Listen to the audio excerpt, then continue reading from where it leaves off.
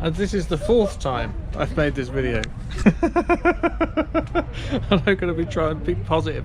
I found something to be positive about, and I'm very happy to be able to make this video again now. Welcome to the Septultimate week. Septultimate. Is 7 weeks to go. It's Thursday again already, and I haven't touched the boat. Right. No, I have a little bit. I put the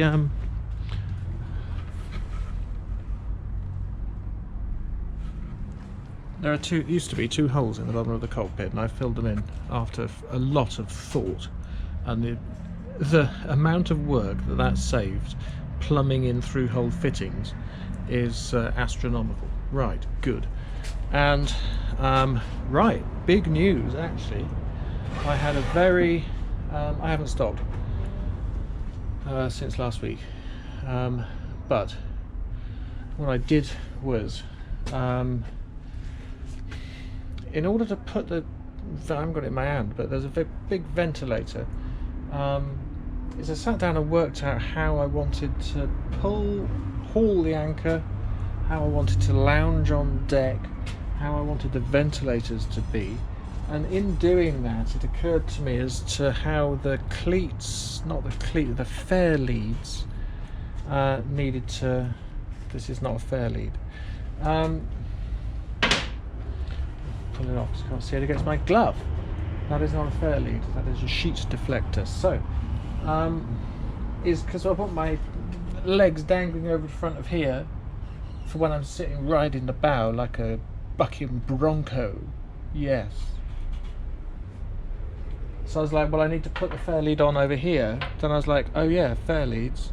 So I was going to think about deck fittings at the end of the sort of fit it for habitation and paint it and put it in the water. But of course, if you can't, if you can't motor and you can't steer and you can't moor and you can't fend yourself off from the side of a lock, you're a bit stuck if you are in the river. So those are real important things, even if I paint it with emulsion in 20 minutes at the end. So, and the big thought, because I've handled this boat on the river, and what is normal is for I know it's going to be a long video if I start talking about it, but I was like, I need to tie the rope off on deck or cleat it off and run it through fair lead, which is like a sort of a catch but with a gap in the middle, so you can put the rope through and then it runs up one side. But if you're in a lock and you've got the boat and it's 3 meters underneath you, for example, the ropes are pulling up almost vertically, so if they're in a fair lead with an open top, the rope pops out and then you've just got it, nakedly. You've got much less control if it's then popped off onto the thing. It might even fall off that, so that's not a great moment. So I thought closed fair leads, which you can get from Davies, but I was like, I want it to be the rig. I want to be super slick, modern, Dyneema probably, I reckon. So I spoke to Alan, this week's company shout out. Alan, boat fittings, yacht fittings, dinghy fittings, actually, really, I suppose. They do dinghy racing and that. So, but these are rated up to 12 meters, which is twice the size of this boat, so I wouldn't worry about that. I spoke to him. I said, because they make a closed fair lead, and I described what it was I wanted to do, and he knew exactly the boat to which I was referring, which is Hugo's, the Sailing Frenchman's Maxi 650, which he's going to sail across the Atlantic at, I don't know, 17 knots. A boat this size, ridiculous. He knew exactly what I was talking about. He could appreciate where I was coming from. He understood, and he said, what you need are these. And this is a tiny, tiny, tiny wee fitting, and came this week.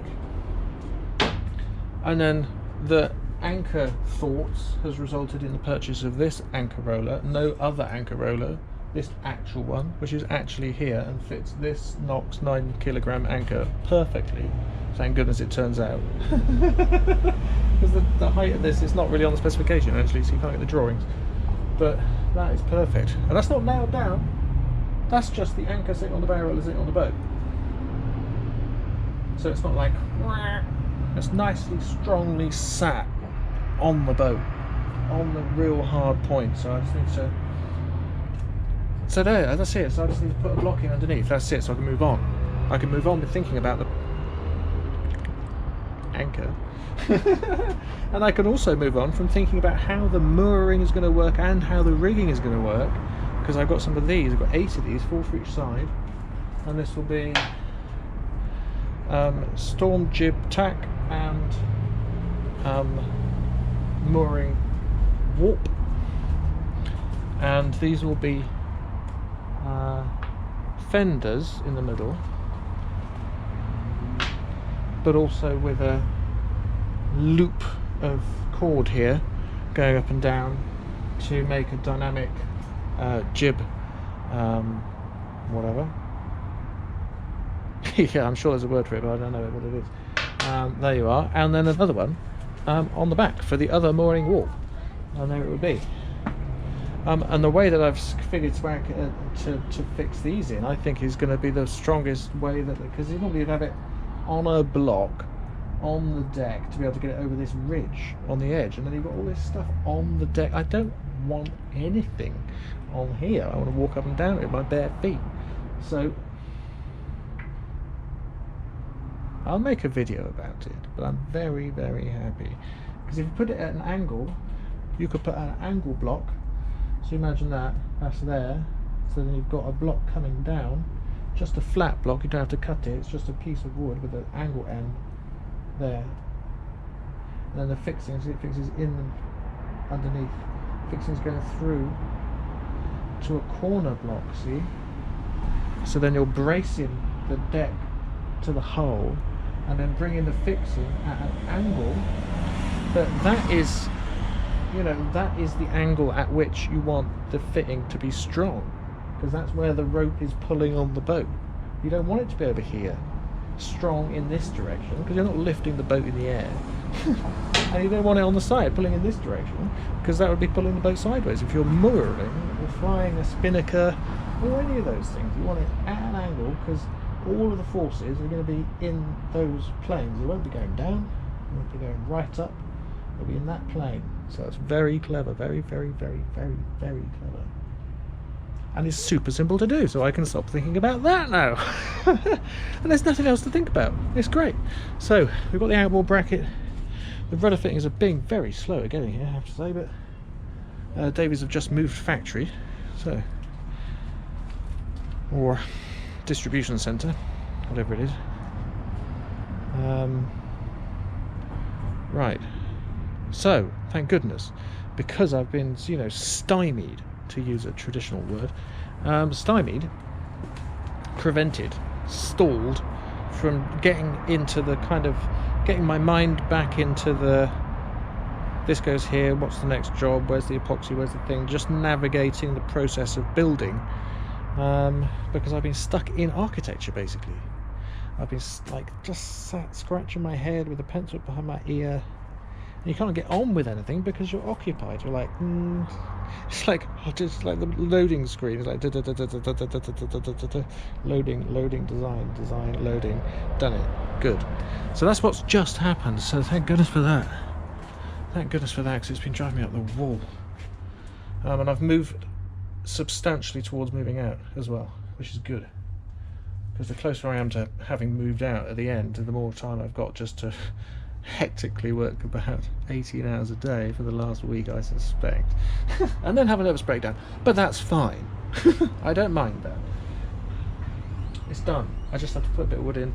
I just have to put like 8 bits of wood, 9 bits of wood, 10 bits of wood, 11 bits of wood, 12, 13 bits of wood. I'll try and find 14, so it's like a even number. I don't know why one would want an even number, but there you are. Good. I'm gonna get back on again now.